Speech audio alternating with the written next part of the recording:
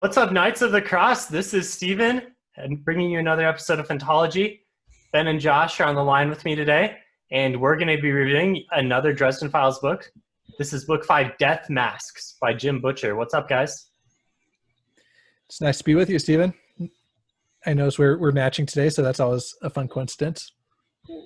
Yeah, we look way too similar if you're watching us on YouTube. Well, I think that Ben and I might look a little bit more similar, but yeah, you've got a little bit of a twin vibe going on there. Yep. And Ben, looks like you have a special guest for this episode. Yeah, if you're watching me on YouTube, then you know that I have my 2-month-old son right here, guest starring. He's also holding my microphone conveniently in his baby carrier. So, this is just how we do it during quarantine season. And he's probably absorbing all of this knowledge, right? He's going to grow up to be an avid reader. He will. I will force him to be an avid reader. So he might hate me for it, but that's the price I pay. Okay, well, thanks for getting off me today, guys.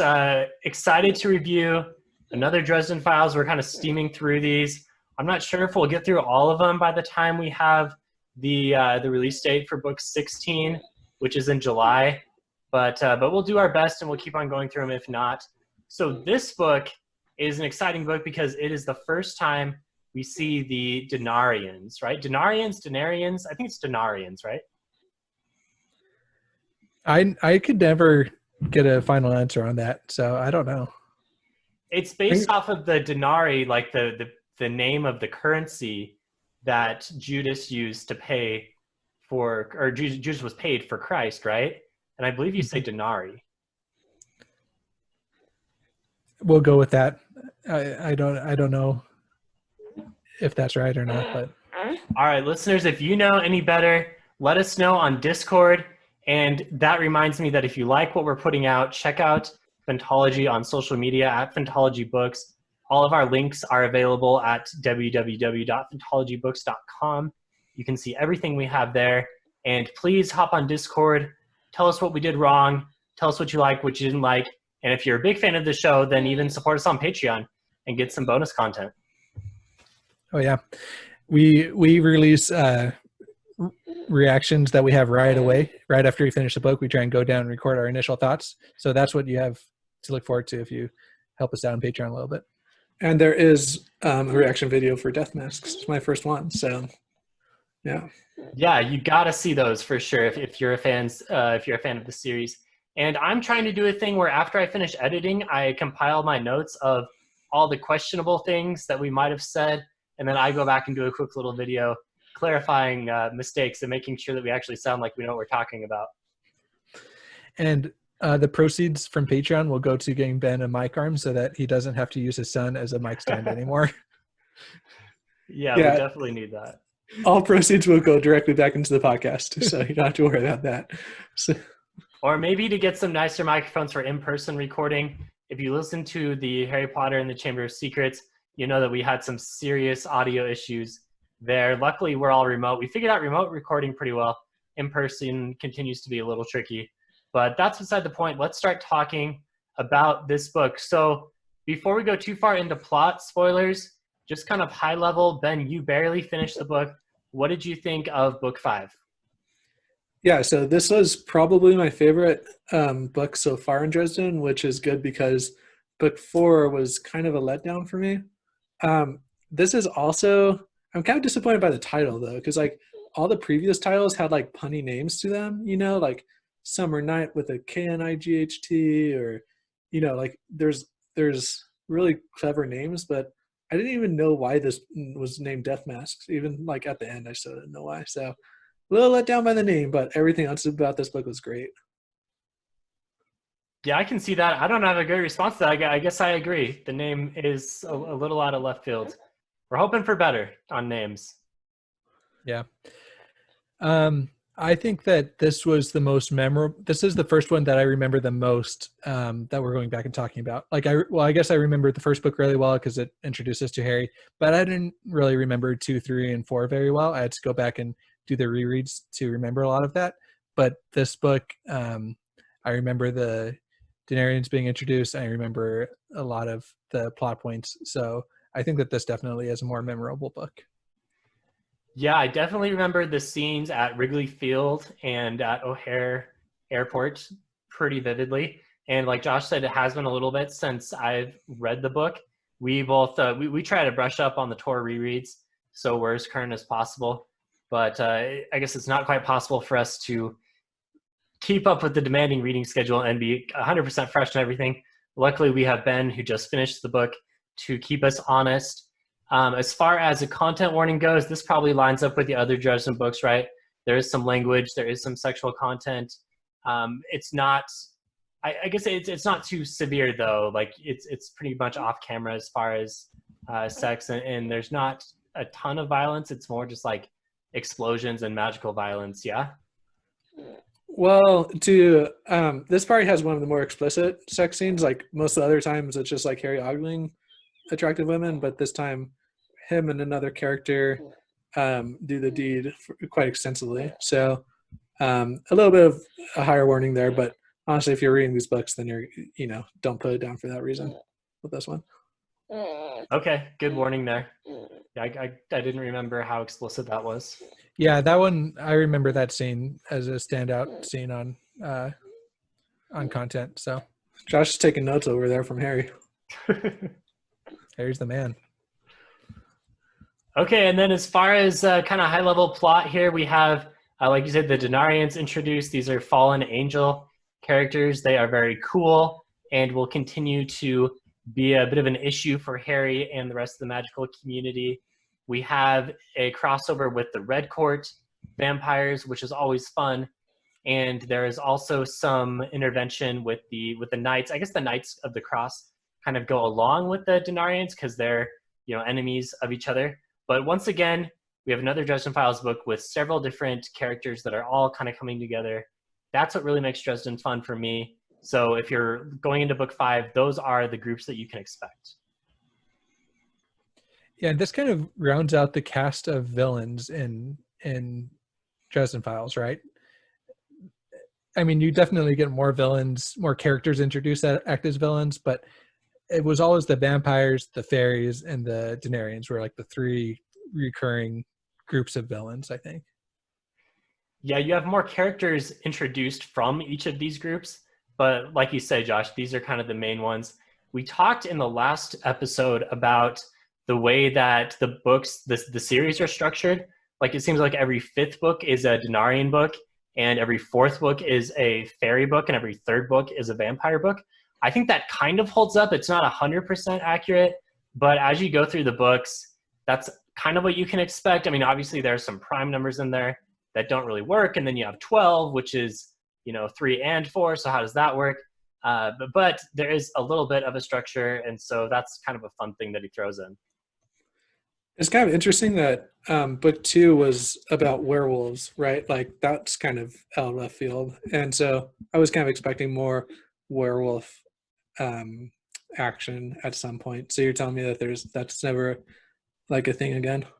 They more turn into minor recurring cast characters. Yeah, I guess there was never an evil werewolf. There were like people that figure out like how to use those shawls or whatever to temporarily make themselves. So I guess that makes sense. So werewolves we're saying are good guys primarily here. Yeah, my opinion on Dresden Files is the first couple books, he didn't really know where he was going. And then he started to pick up stride as he introduced more characters and realized, hey, I could cross over all these characters and have something really cool. And that's where the series really gets good. But I don't know. I mean, I've never heard him talk about this. I could be totally wrong. But it seems like he wrote a few books, had a good time with it, and then started to maybe retcon some of those things and tie it into a larger plot line. Yeah, I think he said that he knew that there was always going to be a final trilogy that was more of an apocalyptic trilogy. So I think he's always had that in mind, and you do see the seeds of that being sown all the way back in book 1. But as far as the specific characters and how they interact, you're right. I think that he just was writing fun stories and then started crossing them over. One thing I do think he did a really good job on was Harry as a character. Like Harry has stayed pretty consistent. I think he hasn't really had to go back and make Harry any different from book to book. So that's not to say he hasn't progressed, but he's the same old Harry. Yeah, and he's going to continue to progress in some pretty interesting ways. as you go through the remainder of the book. So keep on reading. That's all I'll say for now.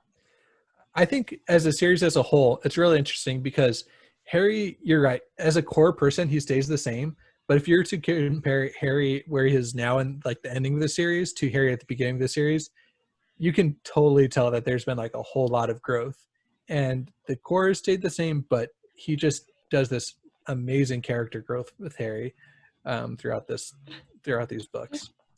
Yeah, see, I don't know if I've seen that. We're at book 5, and I feel like Harry has pretty much stayed the same. So Just maybe wait that's till a criticism. changes. Wait till you get to Well, changes. you don't even have to wait till changes. I mean, changes a lot happens, but I think that he becomes a little bit more like responsible, and he starts caring about his friends a little bit more. He starts letting people a little bit closer to him.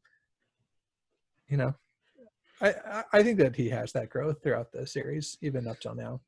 Okay, well, now that you guys have hyped up changes for me, I'm preparing to be disappointed by it. So Changes is crazy, man. okay. Well, let's not disappointed. let's not spoil too many things here. I think that's book 12. Go on. Yeah, it's up there. Oh, so I just have 6 more books to get through. 6 or 7, right? But yeah. That's like one First Law book. That's like one Stormlight book. You're fine. Okay, so let's talk book 5, Death Masks. If you've been listening up till now, we haven't done any spoilers, but now we are going to do that. We're not going to do any series spoilers, so only book 5 spoilers. As you've kind of heard Josh and I talk around any series spoilers, we will continue to do that. So the book starts at this Larry Fowler show. It's kind of like a Jerry Springer type atmosphere. It's what I've heard it compared to. And Harry's on this show to earn some money because, once again, he's broke. He always starts off being broke. And he's on with his buddy Morty, who's he's not a necromancer, but he can talk to ghosts. Can't remember the name of his, what exactly he's called. But he's also on with Dr. Vincent, who is like a Vatican cardinal or something, some kind of Catholic high up, and Duke Ortega, who Harry immediately recognizes as a high up in the Red Court of Vampires. So once again, we're kind of thrown into the action with a bit of a one-off story here. Ortega challenges Harry to a duel. Father Vincent, or Dr. Vincent, tells Harry to help him find the Shroud of Turin. And Morty tells him that Susan is off in Brazil or somewhere in Latin America. Portugal, I think. Portugal? No, I'm pretty sure it's Latin America. Okay. That's where all the Red Court is. Oh, yeah, that's right. Okay. Anyway, so Harry gets kind of tasked to do a few things right away, and then everything gets blown up by Marcone, Gentleman Johnny Marcone's goons. So right away, I thought this was kind of a fun way to start the book because you're introduced to all of the players. You know what the stakes are right away. What did you guys think of the beginning? Yeah, I really liked it as I was reading it. I was like, this just exemplifies why Dresden Files is so great, is because it's combining all these really crazy magical things into some daytime TV, and I also think that Harry's grudge against technology really made this seem humorous when all the cameras are exploding, and so that was pretty cool.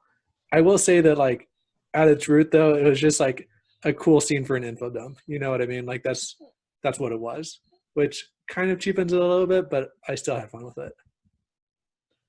I don't think it cheapens it. I mean, is it better to go down and have Bob spiel off stuff to you? I think that this was a fun way to do it. I think he's grown as a writer in getting information across in exciting ways, but I really like this style of story where you start right in the middle of the action, and as a reader, you're kind of trying to figure out, and you're being told, but you don't get a ton of backstory. It's we always compare stuff to Brandon Sanderson, but he does a great job of doing this. At the very beginning of Way of Kings, you have an assassin running down a hallway and using magic in cool ways, and you don't have any backstory other than that. So you're figuring out as exciting things are happening.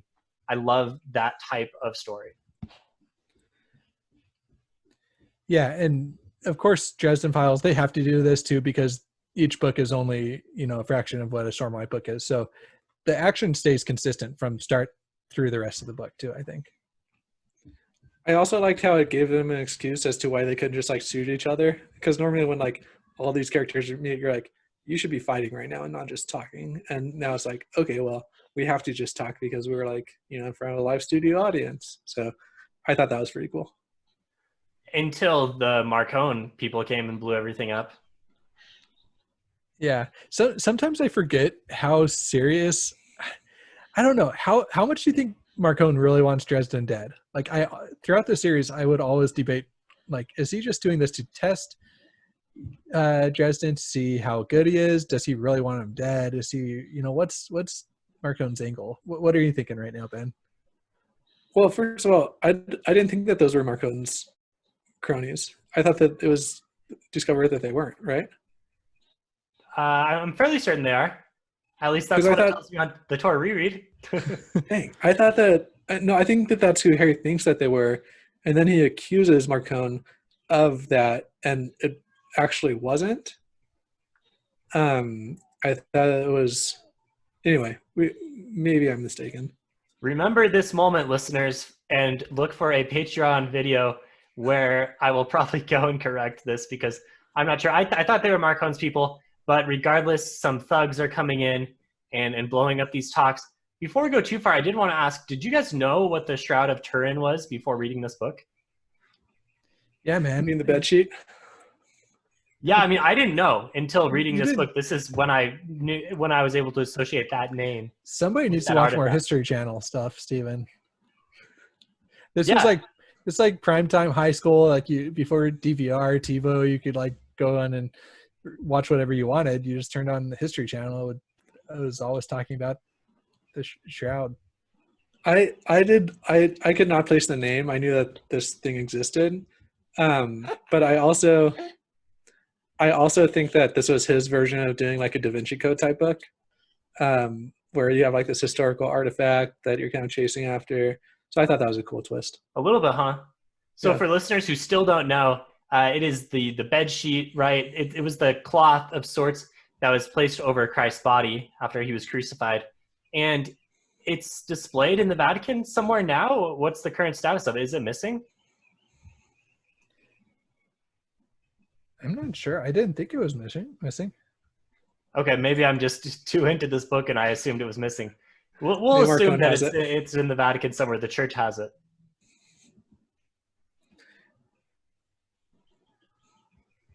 So after this scene, he goes back home and meets up with Susan. And this is a surprise because he's just been told that Susan is off in Latin America.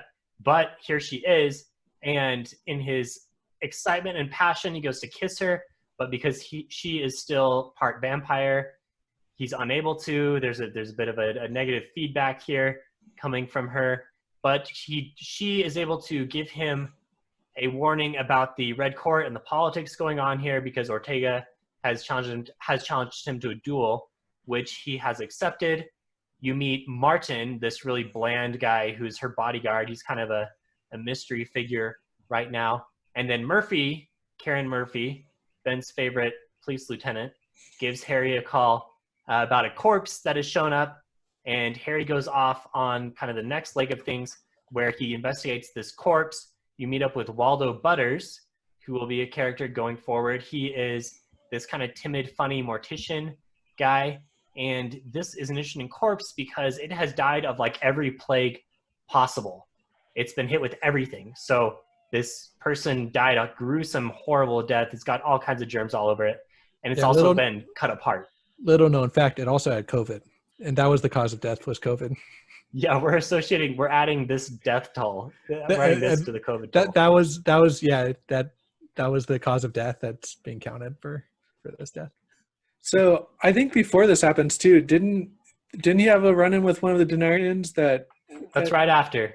Right after he leaves. Thanks for that run-in, thanks for that lead-in. So right after this, he leads into Ursiel. I'm not going to be able to pronounce some of these names. I mean, just wait until I try to pronounce the sword's name. But I'm calling this one Ursiel, and this one was like a 6-legged bear thing with maybe some other animal parts. Really a weird visual, total demon-type visual. It comes after Harry, but he is saved by Michael, Shiro, and Sonya, the 3 Knights of the Cross. We already know Michael, but now we're introduced to 2 more.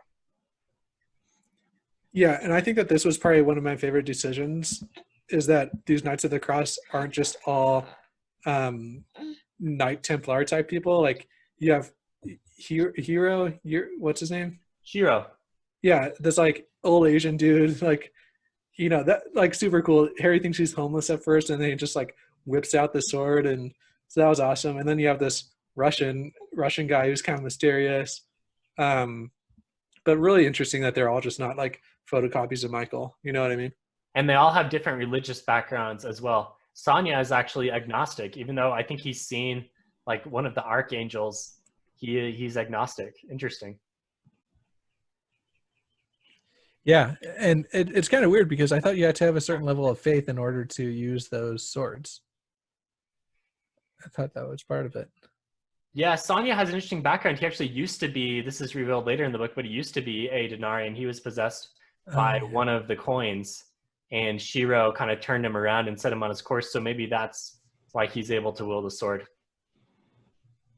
So he's had the negative power, but now he knows of the powers that are out there, so he can wield it. Yeah, so it's like he knows what the powers are, but he doesn't necessarily see them as moral compasses. So I guess so his faith is in these larger powers existing, but he is going to do the best that he can for himself. I don't know. Maybe I'm completely butchering this. I'm trying to come up with something. Yeah, but it is cool that Butcher's really able to get you into different headspaces of different individuals, and I think it expands the way that this magic system that he's creating works. There's a lot of different ways to access magic in Dresden Files. So after they kill this Ursiel, a coin falls out of him, and we kind of already talked about this, but these coins are the denarii of silver that Judas was paid for betraying Christ. They now have a curse placed upon them, where if a mortal interacts with them, they become a conduit for a fallen angel, which will slowly possess their body. So it's like this combination of human, mortal, and immortal, and they have different appearances and magical powers, but they're really pretty terrifying and really my favorite enemies in Dresden, just because of how interesting they are. It's also interesting because they are at their core human.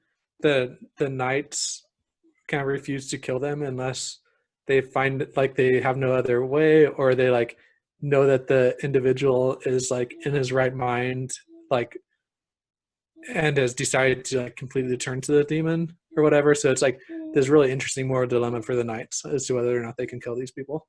Yeah, and we see that later on. So let's talk about that in a few scenes later. Yeah, how haunting was that image too of Dresden when he soul casted that guy? Just saw this guy that was like crucified in a mountain or on a what did he see? Yeah, it was something like that. Something pretty creepy. Yeah. And Josh did just say soul casted. It is actually soul gazed. Soul casted is in a different series. So yeah. Okay, my bad. Yeah, thanks for the Stormlight reference. At this point, we've all read so many series. I mean, we're in our minds, all these things are mashed up anyway. So what's the difference? Exactly. Okay, so now Harry goes back to Bob for info. It's a little bit of an info dump, but interesting that Bob is also scared of the Denarians. So you get an idea of how fierce, how serious these characters are. And there are a few character intros here. We get introduced to the Archive and her bodyguard, Kincaid. These are interesting characters. So the Archive is a 7-year-old girl that all of human memory is put into, right? I think there's another character like this somewhere out there in the fantasy world. I can't remember what. Would it be Bran? Yeah, the three-eyed raven, right? Your favorite character in all of literature, Stephen. What? No, are you kidding me? Absolutely not. Perfect ending for Bran in Game of Thrones. Oh boy, I think we're just kidding here, hopefully. Nope, completely serious. All right, we'll take this one offline. Tell us why Josh is wrong on Discord, please. That ice cult take. I think another person he reminds me of is, oh my gosh, why am I forgetting this name? It was made into a Disney movie a couple years ago. Oh, it's like kind of a kid's book. What is its name? And she has like a younger brother that's kind of magical and knows like a lot about the universe. I don't know why I'm forgetting the name. Wrinkle in Time. There you go. Wrinkle in Time, everybody. Okay. She when I was reading the book, she reminded me of that character in Wrinkle in Time. The main character is little brother. I didn't see that movie. I remember reading that book as a kid and not being able to get into it because it was a little too much for me. But maybe I should give it another shot. It's a little out there, but has some cool ideas. Anyway, that's kind of out of left field, but cool characters.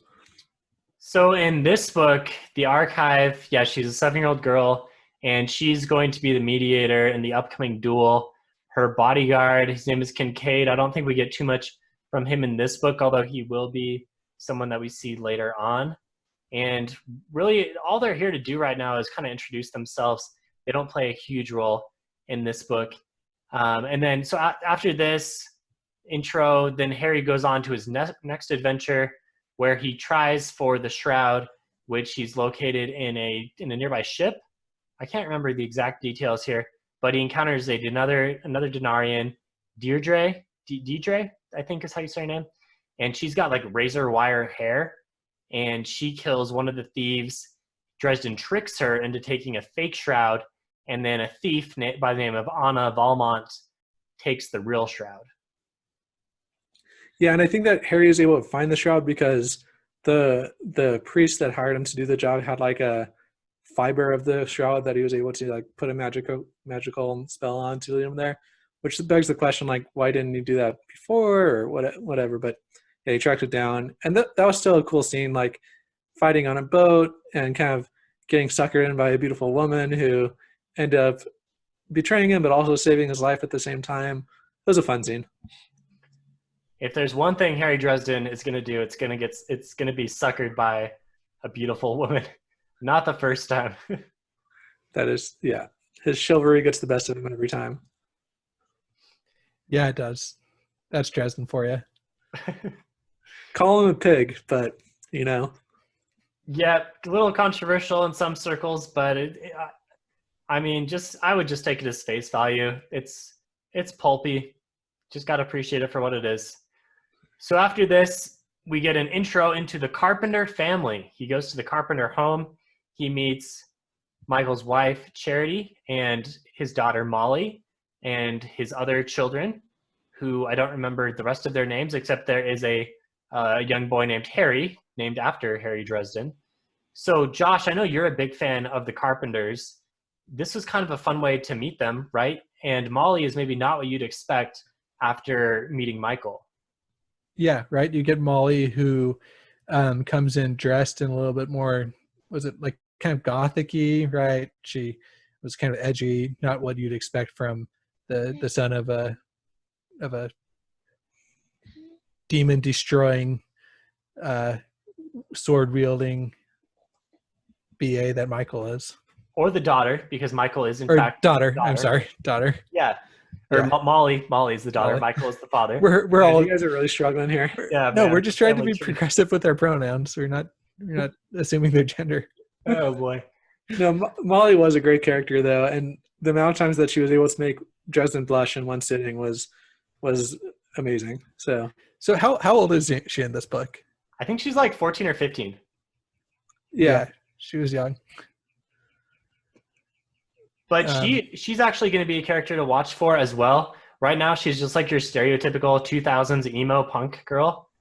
Yep. But like she would be walking out of Hot Topic in the mall. Right? Yeah. If you were to find her, if you said, I don't have, this is pre-cell phones kind of, so you can either beep her or go look outside Hot Topic at the mall.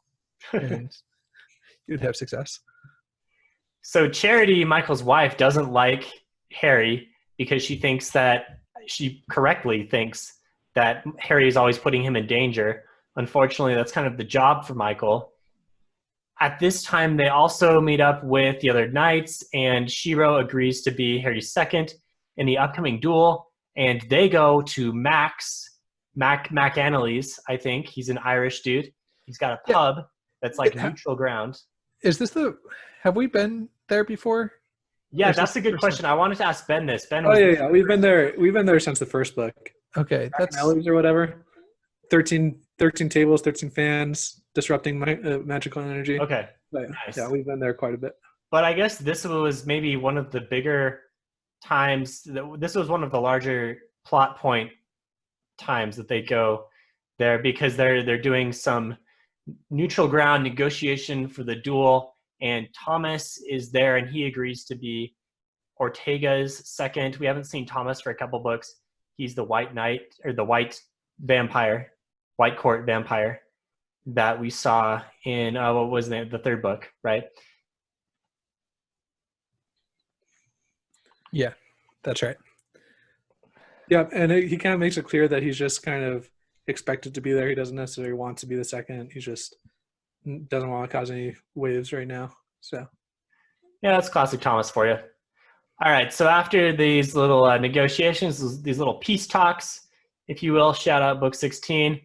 After those are done, they go off to the art gallery scene. So they find out that the shroud is going to be sold at an art gallery because, of course, and for some reason, we don't know why yet, but Marcone is interested in buying this. Unfortunately, the Denarians are more interested in getting their hands on it, so they interrupt, 3 of them, including Nicodemus. Nicodemus is a very serious villain of Dresden Files. He's a very very powerful. He's the leader of the Denarians.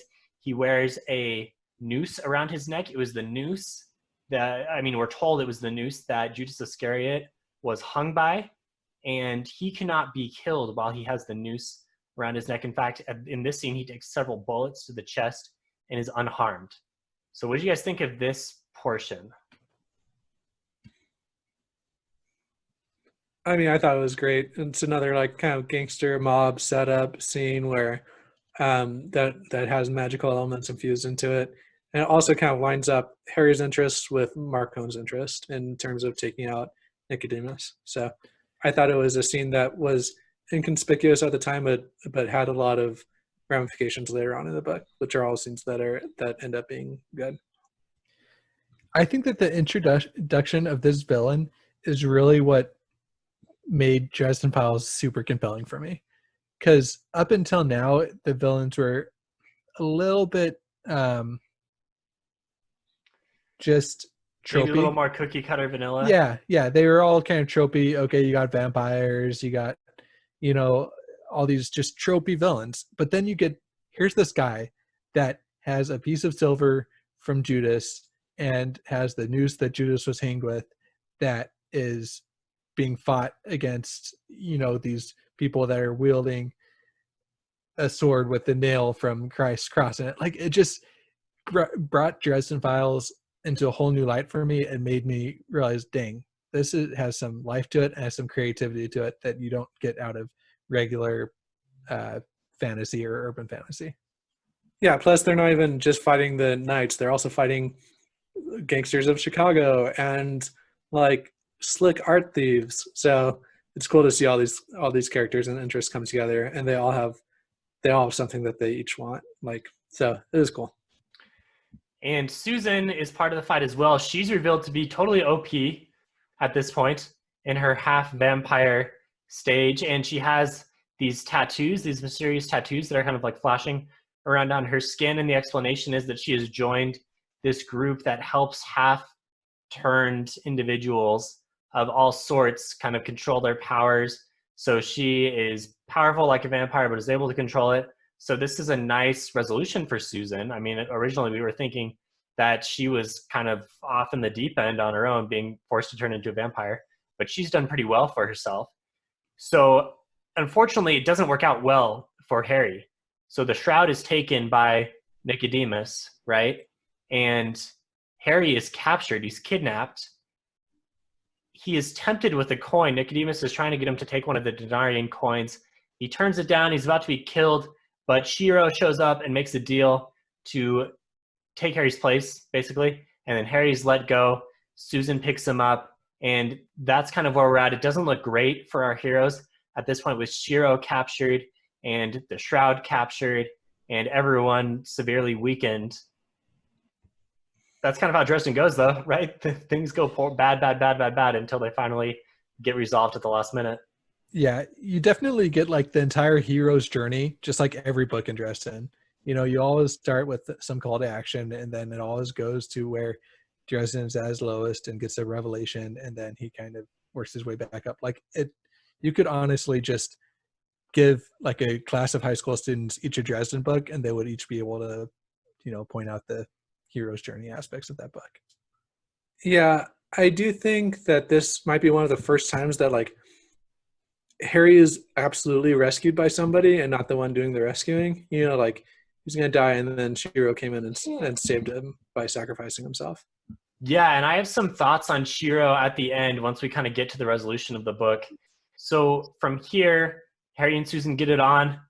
Ben, Josh, you guys kind of said this was a more explicit scene, so watch for that if you are reading. But Harry makes a potion that allows him to withstand the effects of the red vampire stuff that Susan has going on.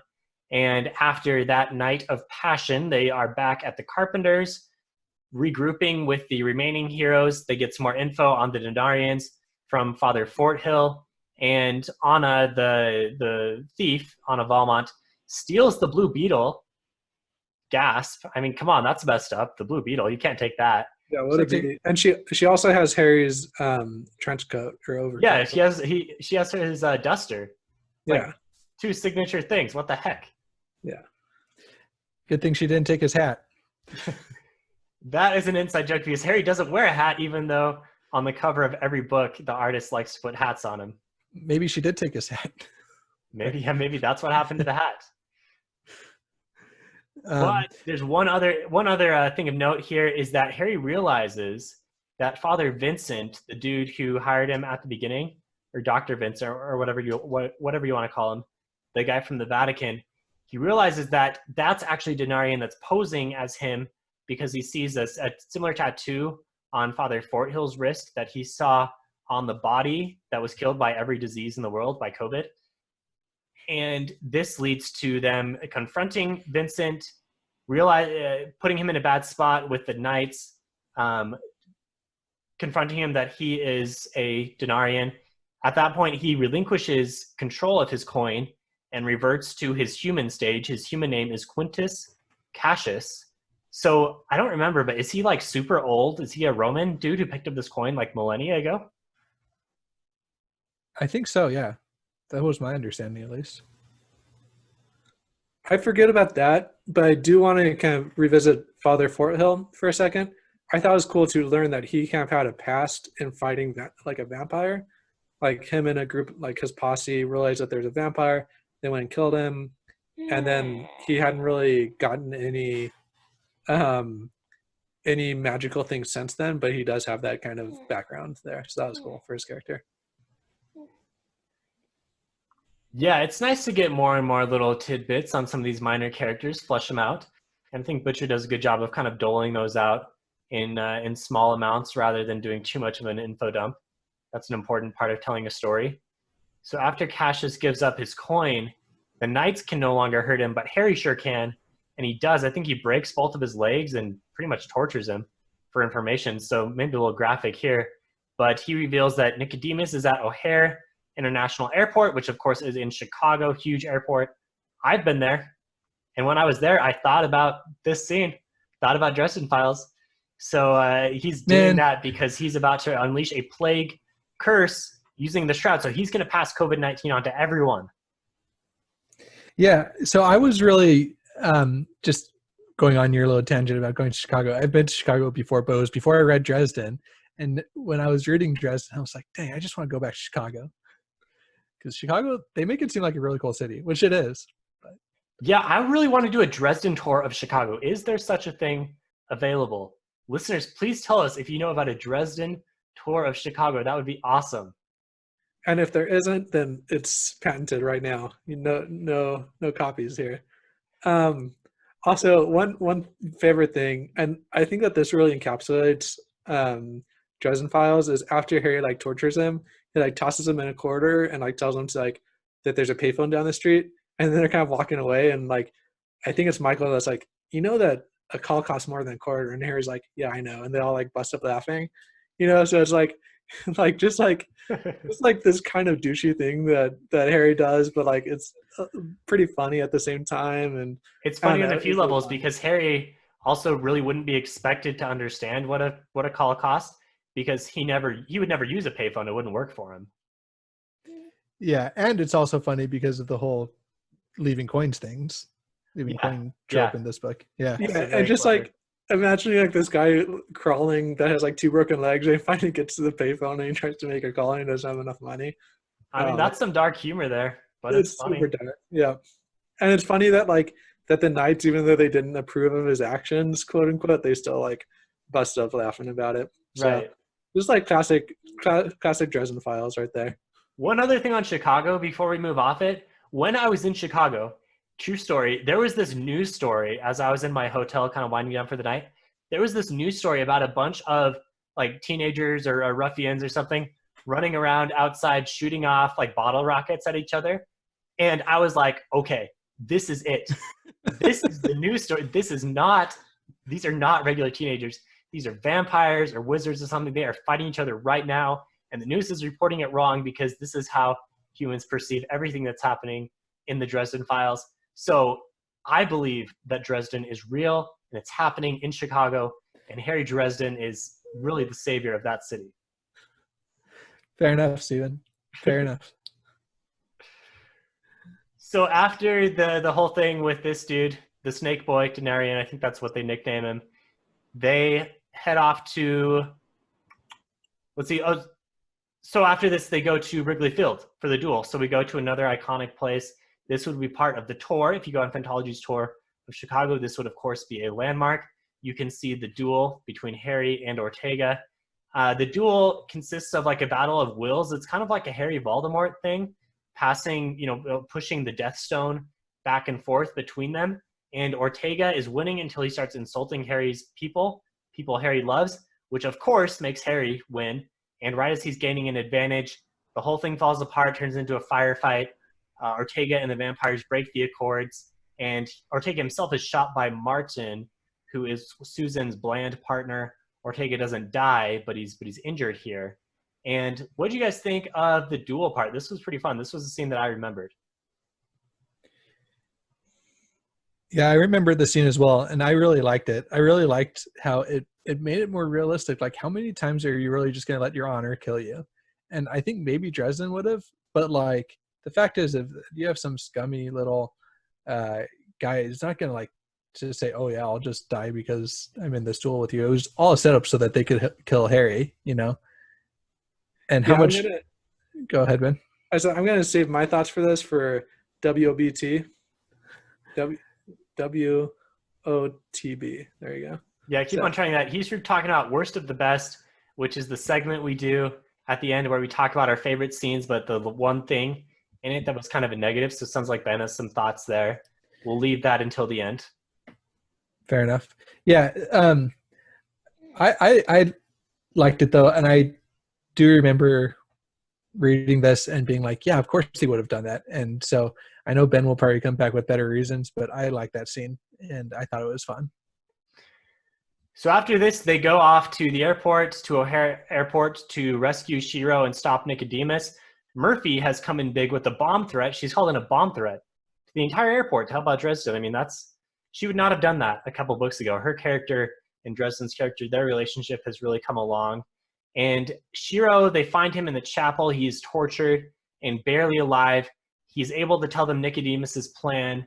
And he also tells them that Nicodemus can't be injured or can't be killed while he's wearing the noose. And Nicodemus can choose one person every year to die, and that person's going to die. So he had picked Harry, but Shiro took his place. And then Shiro does die. So he sacrifices himself. And I read somewhere, I don't know if this is true or not, but that Shiro was inspired by Jim Butcher's martial arts instructor. So that's kind of fun. He wrote him in, and he's an awesome, very inspiring character. I think Jim Butcher's like pretty into martial arts too, isn't he? From what I read. I'll believe it. Yeah. Yeah, that was pretty emotional. We haven't had too many super emotional deaths, I don't think, in Dresden so far. I remember this one being the first time that I really felt like Dresden had stakes and that people that you really cared about could die. And this is a Harry really Murphy's partner at the noble. very beginning, man. Dude, yeah, okay. Nobody cared about him. I cared about him. He had so much potential. He was like the Lassiter from Psych of the series, and then No, just he was. No, he Max. wasn't. No. You're talking about Murphy's partner that the Loop Garou tore through in the second yeah, book? along with like half the police force. Anyway, yeah. And we should also throw in that there's this new guy at the police force, the special investigations unit, like named Raspberry or something. I forget his name. He has a fruity name though. His name's And Raspberry? No, it's some fruity name though. I forget what it is, but he's like trying to sabotage the proceedings. So I remember this character. I feel like it was hinted that he's going to be a bigger deal in the books to come. So I was hoping you guys would like know him and like apparently not though. Apparently I'm way off on this. No, you're not. He's what's his name? He's in the books later on too. We'll have to cover that in my Patreon response video later on, or hop on Discord and tell us what this guy's name is. I don't remember his name, but sounds like we better watch out for Raspberry. Well, he will be part of my. If you go on my tour, he will be a feature part. the best character. I don't know if we're going to get to him or if we pass over him, but my favorite character that's introduced in this book is Butters. Yeah, Butters is awesome. I did briefly mention him, but we didn't comment on him. Do you have stuff to say about him now? Yeah, he's just wonderful, and he's also the same character as Woody from Psych, who is also the mortician in the TV show Psych, the critically acclaimed USA Network show. Yeah, sounds like we're sponsored by Psych. but honestly, if they already made a Dresden show, I know, but if they did another Dresden show, then I would want Woody from Psych to play Butters, because they're Although the same I character. do picture Butters as more of a diminutive figure. I don't care. They're like the same attitude. I feel like the same personality of just being like eccentric and Just they're totally both unhinged. morticians, and Yeah. they're both like willing to go with whatever the crazy, either Sean and Psych or Harry and Dresden, like whatever they want to do. They're like, okay, I'll go along for the ride, I guess. Yeah, Butters has some really good scenes later on, so watch for those Yeah. parts of different books. I don't know what book number they are, but he's going to be a good character. I think at this point, Butcher's really pretty much rounded out the cast. There may be a few more recurring cast members, but we're doing pretty well as far as main key players for the rest of the series. Yeah, we are. I think we're there. I can't think of any main characters that haven't been introduced yet. Oh, actually, I can think of one. Well, I can think of surely one. hold on. Surely there's somebody that takes up the sword that Shiro's left behind, right? Surely there is, and we will see who that person is.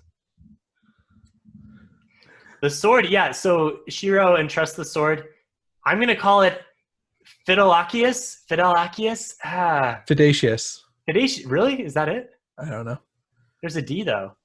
I don't know. I said Anyway. Fidatius. Okay, Fidatius. Sure, there's fidelity in the name. It's a Latin name. It's kind of like how Dresden needs a fiduciary to help manage his finances, right? Sorry. Yeah. Yeah, I'm not sure what that is. Moving past that. Anyway, I did want to say there is one more character that we haven't met yet. No spoilers. I think I'm fine to say the character's name. The character's name is Mouse. Oh yes. Yeah. Oh, I'm sorry. So Mouse. that's a big one. Oh, Mouse. That character's coming in a few books. And you're telling me that there is not a future character named Cat? There's got to be if there's one named Mouse. I mean, come on. You'll see. That would be an interesting character relationship between Mouse and Cat. All right, these are dumb jokes. Let's move on to the rest of the plot here. So the final confrontation happens on a train. Is the train moving? I can't remember. The train is definitely moving, and this is just Mission Impossible right now. I mean, Fantastic. that's what this scene is. So Mission Impossible / what are some other scenes where they're on top of trains. The latest Spider-Man, are they? Yeah, he gets up on top of the train. That was one of my favorite scenes from Spider-Man Far From Home. But that's always fun, and it always seems like people are able to run on top of trains really well. Solo, also in Solo, there's some top of train stuff. But yeah, so Marcone takes his helicopter over there. They confront Nicodemus, and a lot happens here to kind of go through it quickly. So Michael and Sonya are dispatched pretty quickly. Michael is shot a couple times in the chest, and it looks bad. Harry and Marcone are able to get the shroud away from Nicodemus, and Harry deduces that although Nicodemus can't be harmed in conventional ways, he can be choked by the noose that's around his neck. I thought that was brilliant because it's like, oh, this guy can't be injured as long as he's got the noose. But of course, the noose can hurt him because it can choke him. So that's what Harry does, and it works. And then everyone just kind of falls into the nearby river, and no one dies, but they get the shroud away, and we're kind of just left thinking, okay, this will continue in future books. Yeah, and I thought it was cool that this was kind of the first time you see Marcone and Harry working actively together. And they make a pretty cool team, as well as Michael, who you would have thought would do more, but unfortunately he didn't. He did have a pretty cool like mini sword fight with Nicodemus, so that was fun. But yeah, I remember like being able to picture the scene happening very clearly, and it was exciting. And I thought it was cool, like you were saying, that the noose is kind of like what gives him his power and his one weakness. You know, it's kind of what makes him the classical glass cannon, where he's like super powerful, but also has like this weakness that can just be exploded really easily. So it was cool. Yeah, and then wrapping up from here, so Michael's been shot in the chest, but he is okay because Charity reinforced his medieval armor with Kevlar. Yes, Kevlar is awesome. I first learned about Kevlar in one of the Artemis Fowl books.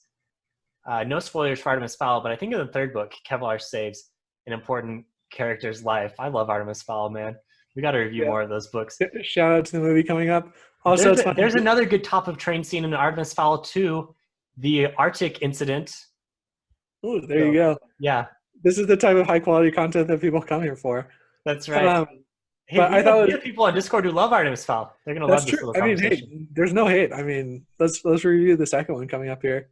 But I also thought it was cool that Michael keeps on saying like that his faith will preserve him, because everybody's kind of giving him a hard time about like wearing this medieval armor, and then he's like, my faith and Kevlar will save me. So it was pretty fun. It's like that scene in Lord of the Rings as well when Frodo gets stabbed by the cave troll when they're in the mines of Moria, and we think he's dead, but he's got on the mithril armor, and we learn there's more to this hobbit than meets the eye, as I think Aragorn says that, or Gandalf. That's a good scene. Same kind of idea. Yeah. And I think that it is interesting that Charity she really shows how little trust she has in both kind of Michael's decision making and Harry's decision making, that she kind of went behind his back and did that, right? Like, I don't know if he knew that there was Kevlar in there. Yeah, did he know? Did you know, Ben? I don't think so. I don't know. It's never explicitly said that he didn't know. But it does show that Charity kind of takes things into her own hands and is kind of a strong side character to Michael's character. So yeah, she's a very strong character. She could have been written as just kind of like a boring housewife, but she is not. She is much more than that. Yeah. Charity's awesome. So Michael is fine. Everyone else is kind of fine except for Shiro, who died. We already covered him. Few parting shots. So Marcone has the shroud. He wants the shroud for an actual noble reason. I don't think we know quite yet why, but in future books we'll find out. Harry lets him have it for 3 days, and then he says, okay, I want it back. It's hinted that this girl might be a daughter or some kind of relation, but we're not sure, and she's in a bad state. She's in a vegetative state. Let's see what else. Harry still has Fidelicus, and he's got to give it to someone. It seems like the war is also escalating quite a bit, because one of the parting shots of the novel is this satellite being taken down on top of Ortega's whole complex down in Latin America somewhere, maybe Brazil. And this is done by Ebenezer, Harry's mentor. So the wizards are really getting involved, and this is like real wizard magic. This is what is actually possible. And Harry's just kind of like tinkering around with small spells. But here we have a satellite coming down and doing some major damage. And then also the very last scene from the book is Harry is at the carpenter's place. He's watching little Harry Carpenter play, and Nicodemus drives by and throws a denarian coin in front of little Harry. Harry, of course, nobly grabs it before little Harry can touch it and join with the demon. But Harry himself has touched it, so this is bad because we know skin-to-skin contact with these coins is going to be problematic. He, for now, buries it in concrete in his lab, but kind of dun here because this could be bad. Yeah, I thought that was super compelling. I loved it. You can go see my reaction video. This is kind of the first cliffhanger that we have in Dresden. And as kind of another parting shot, we learned that Shiro actually had terminal cancer. And so that was kind of a cool wrap up to his character. Yeah. Do you think that minimized his this is kind of my worst of the best, was the ending of this book I loved, but I thought that two things. One is I thought that kind of lessened Shiro's sacrifice, that he was just going to die anyway. It was kind of like Dumbledore's sacrifice when he was already basically dead. And also my other part is I didn't know if Nicodemus was he throwing that the coin, was he throwing that to Dresden or to Harry, the child Harry? I'm pretty sure the child, because throwing it to Harry wouldn't do anything. Dresden's not going to pick it up. Well, he was going for the gut reaction. Like, yeah, he's going to toss it in front of the kids so that Harry is forced to like act quickly on it. Yeah. Okay. Yeah. I see what you're saying. I guess what he's thinking is like either way, it's a win-win. So I thought I didn't know if he was doing it as revenge to Michael, or to get Harry to take up the. Well, he like winked at Harry as he drove off, and so I think he was like, "Gotcha," you know what I mean? Okay. I mean, throwing a coin is difficult, even for Nicodemus. I don't know if he could he have thrown it with the precision required to know that, okay, this is going to tempt Harry Carpenter, but he's not going to be able to react quick enough, and Harry Dresden's going to step in. Like, that's a tough shot. Of all the crazy crap that happens in Dresden Files, you're worried about the coin flipping. Well, prowess. I'm trying to break down which character he was going for, and my point is I think he was just thinking it was a win-win either way. Either Harry Carpenter or Dresden was going to touch that thing, and he was going to get revenge. So Steven's like, closeness only counts in horseshoes and coin flipping. Yeah. All right, fair enough. Okay, so Josh, that was your worst of the best. Did you have anything else there? No, that was it. And we can go back to, do you guys think that weakened Shiro's sacrifice, or was it a compelling response for Shiro? I see what you're saying, and I think it could have weakened his sacrifice a little bit. I think he's still an awesome character, and look, even though he sacrificed his life, he was still willing to go through torture at the hands of his sworn enemy, and give up his sword and everything. So that's more than just giving up your life. That's giving up your dignity. And I think that's a pretty strong sacrifice nonetheless. I think even more than that is important for the story, because this is the first time, like you guys were saying, that someone has actually stepped in front of Dresden and done something to solve the problem, and not just had Harry have to sacrifice himself. And so that's really going to help out Harry, because Harry doesn't have to feel the guilt and the weight of all of these things quite as much, because he realizes that Shiro did it for him and made that sacrifice and made that choice. And so he doesn't have to feel bad for his death quite as much. Fair enough. I think in terms of like plot, it also gave their reason to be like this just kind of went unnoticed, or like there wasn't unnoticed, but there wasn't like a big effort to save Shiro. It was like the plot kind of progressed with them all having Shiro in the back of their minds, but like it was kind of a secondary plot line. Like that could have been a whole plot of a whole Dresden Files book, is our friend like let's go save the night. Yeah. So I thought from a plot element wise, it kind of made it make sense a little bit more.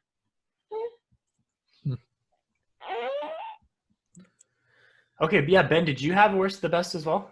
Yeah, so my worst of the best was the duel, and it wasn't the scene. I love the scene. I loved all the action, but I like was looking forward to this duel so much at the very beginning because it was like such high stakes, and we're going to see like Harry pitted against like one of the most powerful vampires, and I was just so let down by how fast it was, how we didn't really see like very compelling action between those two characters. They were just kind of pushing against something with their wills. And it was just something I was looking forward to a lot from the very beginning of the book that was like so anticlimactic. No, everything surrounding it was done really well. And that's kind of what makes it worst of the best. It was like there's this part I was looking forward to that had great things surrounding it, but that actual interaction between those two, like, come on, they're just like pushing something against each other, and then of course he insults Harry's like family and friends, and that's what gives Harry the power to like start winning. It was just kind of cliched and very anticlimactic to me. So compared to the way that he was able to defeat Nicodemus, where there was an actual reason by pulling on the noose, you're like, okay, he just won because his will was stronger because of plot. Right, yeah, and because that's just, I guess, playing really well into Harry's strong suits. Like, if you know anything about Harry, it's like he has great will, right? Like, so I don't like even think that was necessarily smart for Ortega to choose that as like what he can defeat Harry with. Like, who has more will right now, Ortega or Harry? You know, it just kind of, it seemed really weird and not very well thought through, and kind of brought down the whole scene for me a little bit. Yeah, if we were doing Especially because it power was built in so rankings, much. sometimes we do power rankings for longer series. Maybe we should start doing that for Dresden. We're not doing it today, but Ortega is definitely bottom power rankings. He did really bad. Yeah, that's a good point. And you're also like left with the thought that this guy's like basically immortal. Like, he like got like half his body blown out with like a sniper, and like his face shot, and like he was pretty mortally wounded. And it seems like other vampires die relatively easily, but for some reason Ortega just like doesn't. He's So older, he's more elder, maybe he's got more blood power built up. I don't know. yeah. So anyway, that was my worst of the best. Okay, mine is a scene that's maybe not quite as memorable, not quite as explosive. After Harry talks to Bob, there is a scene with another type of spirit. I don't remember the name, but the spirit like inhabits a Cabbage Patch doll and has this kind of nebulous thing to say about Harry's impending death. It's this prophecy that's just given, and Harry dismisses it because he doesn't believe in prophecy much. And honestly, as a reader, I kind of did too. I was like, what is the point of this? This ties in nowhere else in this book. Maybe you think maybe it's going to have some significance later on, but it's this scene out of left field. I mean, they talk about Harry potentially having a death curse placed upon him by Nicodemus as well. So you're left thinking like, wait, did that fulfill it? What's going on here? And it was just a little too confusing for me.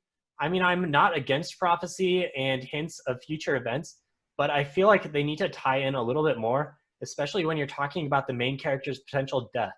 So this was weird for me. Well, I think